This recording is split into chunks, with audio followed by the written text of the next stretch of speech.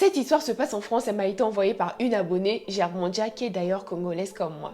Bisous. Un des oncles éloignés de Germondia est arrivé en France il y a plusieurs années. L'oncle en question s'est marié avec une Française. Ils étaient très amoureux et donc ils ont eu un enfant métis. L'enfant métis en question pleurait énormément. Il était tout le temps malade. Et donc ils sont allés à l'hôpital pour voir ce qui n'allait pas, mais les examens montraient que l'enfant n'avait rien.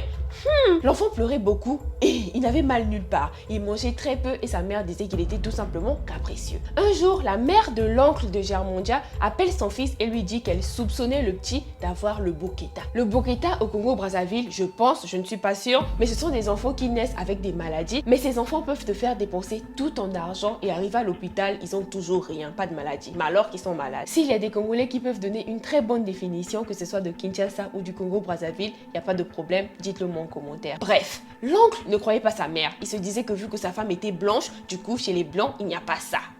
Il dit à sa mère, non, c'est impossible que cette maladie quitte le Congo, traverse toutes les frontières et vienne en France pour venir attaquer mon fils. C'est impossible. Et donc sa maman lui dit, ah mon fils, j'ai seulement soupçonné, j'ai pas dit que c'était ça. Donc elle raccroche. Un jour, ils étaient dans le train, sa femme et son enfant. Et comme d'habitude, l'enfant ne faisait que pleurer. Il y avait une dame dans le train qui regardait le petit du coin de l'œil. Et donc l'oncle prend le petit et il fait des va-et-vient avec lui dans le train pour le calmer. À chaque fois qu'il passait avec le petit devant la dame était mal à l'aise. Oh. Il se dit que vu que l'enfant pleurait, c'est sûr qu'il dérangeait tout le monde, voilà pourquoi il mettait la dame mal à l'aise. Mais c'était pas ça, la dame voyait quelque chose d'autre. Ça devenait trop bizarre, elle regardait tellement trop mal l'enfant qu'il a décidé de rapprocher l'enfant vers la dame. Quand il rapproche l'enfant de la dame sursaute et elle lui dit que cet enfant a des liens de là où il vient, il faut les rompre. L'oncle de Germondia était tellement stupéfait qu'il a compris que sa mère avait raison.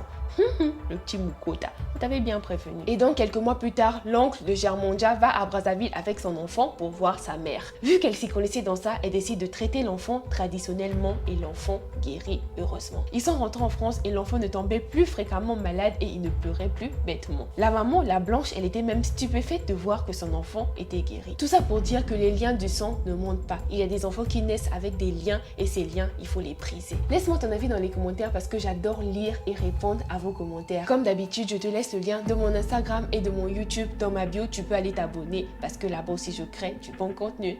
Bisous, ciao ciao.